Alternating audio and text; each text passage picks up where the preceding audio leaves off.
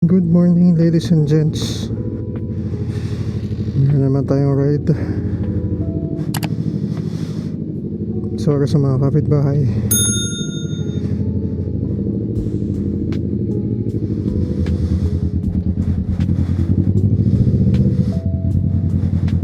Medyo hindi ka makapit yung brake natin. Kakalinis ko lang kasi kahapon. Nilinis ko yung brake, yung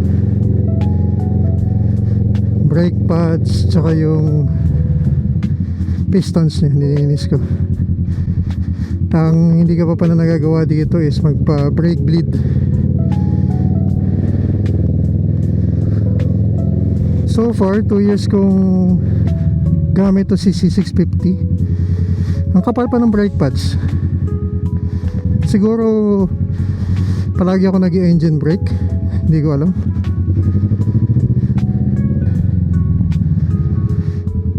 Sana safe ako makarating sa pupuntahan.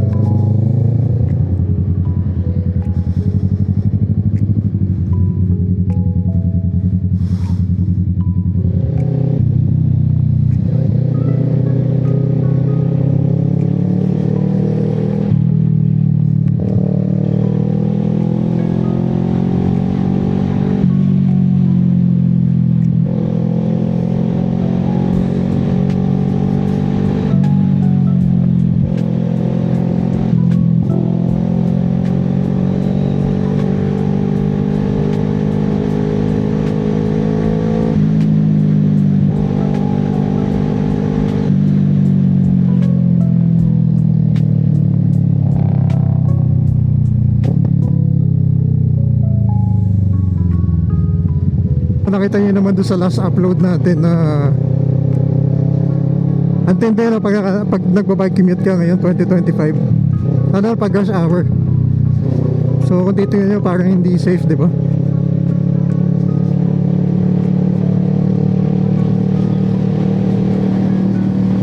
Kung nakasabay ko lang ay mababait, pero yung mga sasakyan na tinatry kong lusutan eh pinapalusot tayo. Pero pag yung iba, naku, hindi ka pa lulusutin nun. Gigit-giting ka pa. Yun yung mahirap.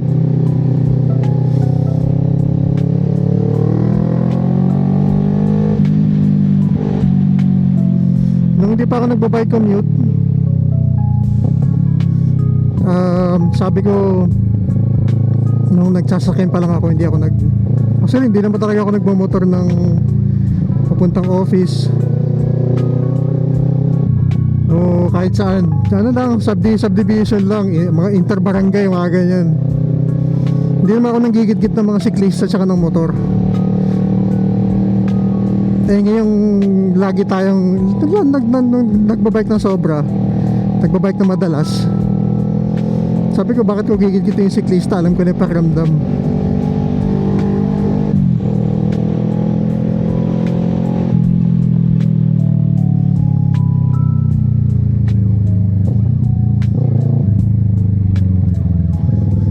Naghahanap lang naman ng way yun para mas mapabilis at makatipid. Hindi naman yun nagyayabang. So pag nakakita tayo ng mga siklista sa daan,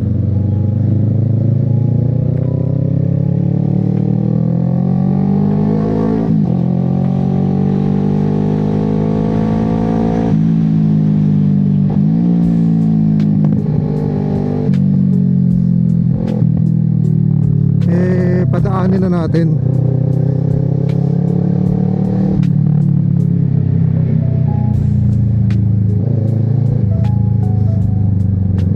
Huwag natin git-gitin, kawawa naman. Lugi ang mga naka 2 wheels sa sasakyan talaga. Sa mga 2 wheels naman, huwag kayong dumikit sa truck. Napakadelikado nun. Naghahanap kayo ng disgrasya.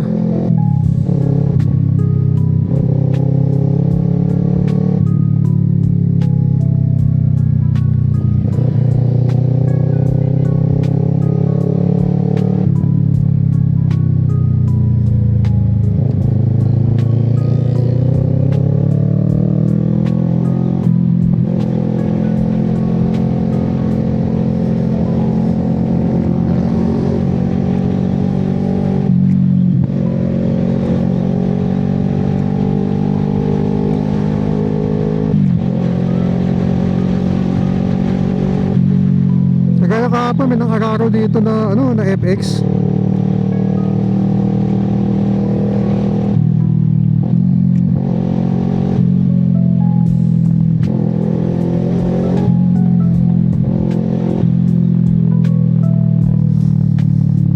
Road rage daw. Bakit mo dinama yung nakamotor? Buti na naman na nakabike. Isa daw patay. Nag-ano ako, nag-ride ako kahapon, Friday yun eh. Hindi ko naabutan, buti na lang. Pero kasi doon ako sa kabila dumaan pa uwi.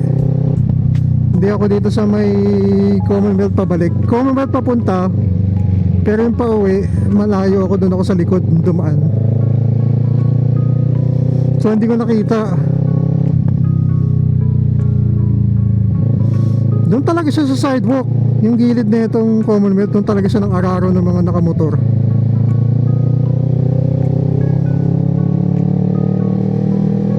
Hindi ko alam kung nakadroga ba yun, pero negative daw sa ano eh, negative daw sa alak eh.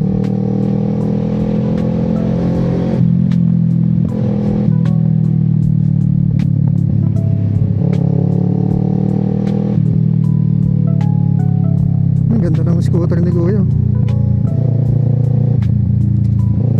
Electric.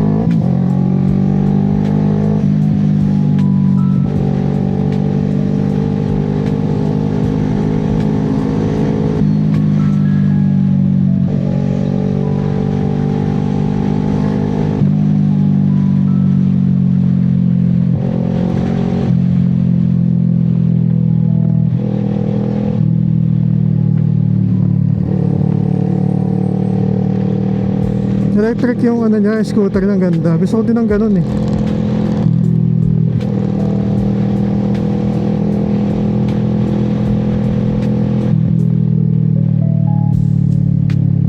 Bilisan ang biyahe natin.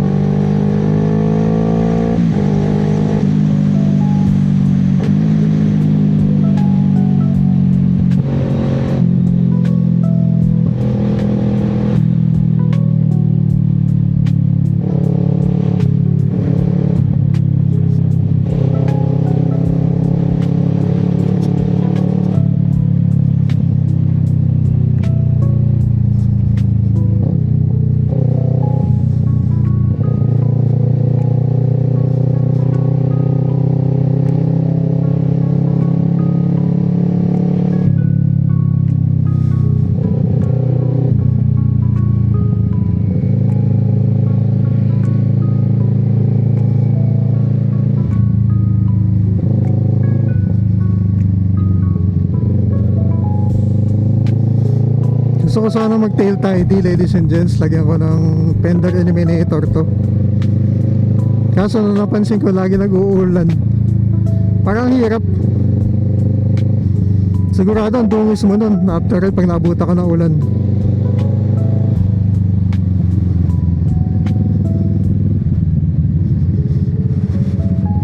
Hindi masaya yung ride mo nun, basang-basa ka sa likod.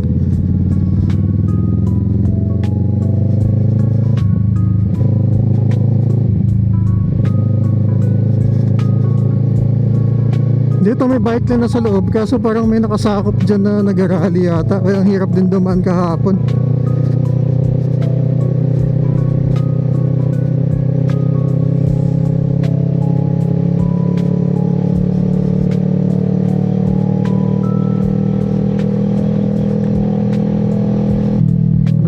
North Ave na lang tayo dumaan. North Ave.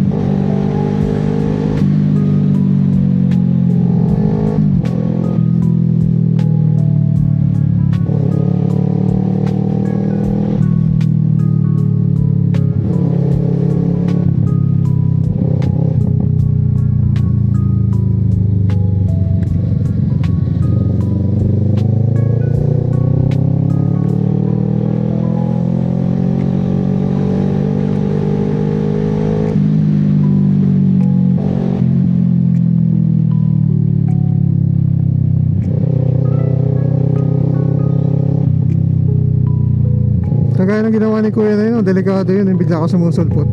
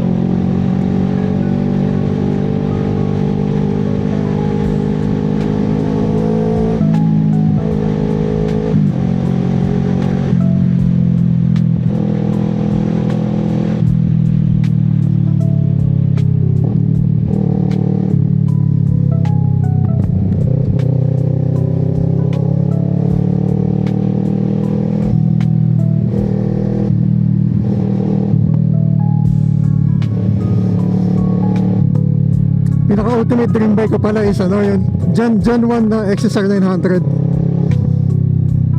Man, dati talaga pinaka ano ko, ultimate ano ko eh, dream bike ko. Kaso diniscontinue na siya, ginawa na siyang yung 2022 na XSR facelift, tapos nadagdagan na ng maraming aids, riding aids or riding technology.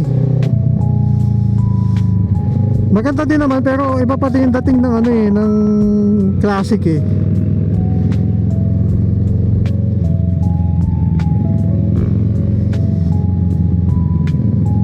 Iba pa din dating sa akin ng classic na XSR 900 na Gen 1.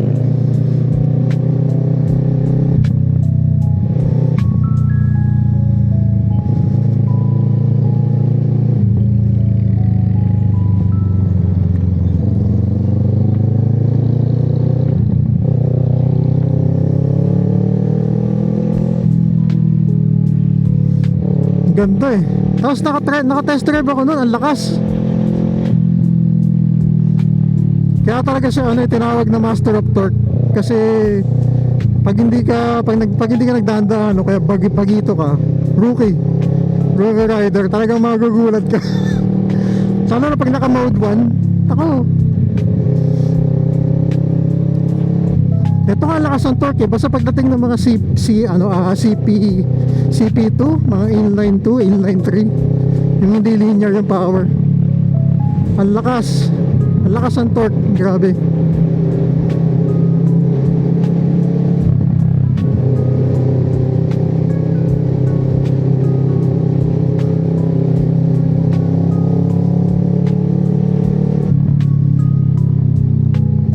Tapos yung sound niya kakaiba eh. Meron siya kakaibang sound eh.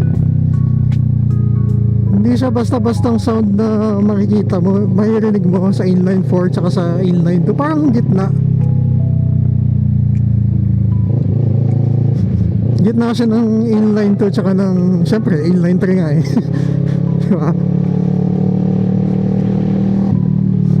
Kaya ang ganda ng tunog. Lalo na pag naka full system exhaust.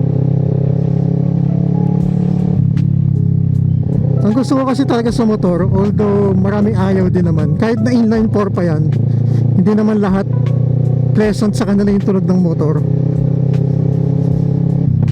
Ang gusto ko talaga mga tunog yung mga may growl. Ayoko na masyado matining. Pero inline 4 talaga the best sounding talaga yun sa lahat, sa karamihan.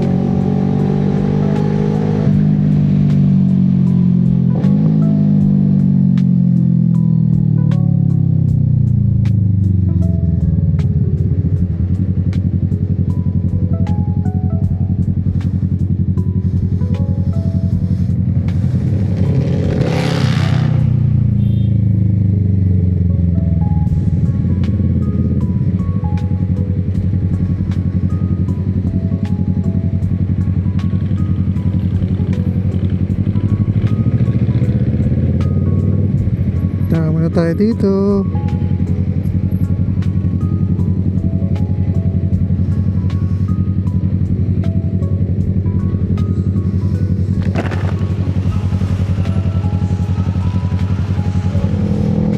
So yun lang ladies and gents, sa lahat ng gagawin nyo, mag-enjoy kayo. Kung ano bang hobby nyo, mag-enjoy pero mag-ingat pa din. Tsaka ano eh, life is short, kailangan mag-enjoy ka talaga sa buhay. Hindi man maaalis yung negative thoughts, pero pwede ka naman gumawa ng paraan na maging maayos yung pag-iisip mo. Kagaya na ito, motor tsaka bike. Nailisot pa din natin yung motor tsaka bike. No, ride within your limits. Pag ano, hindi kaya ng skill level nyo, huwag nyo pilitin kasi doon nangyayari yung aksidente. Pag naramdaman yung alanganin, kunwari yung daan, ano kayo, susugod kayo o sisingit kayo, okay, doon mayayari kayo doon, mahirap. You ride to enjoy, not to die.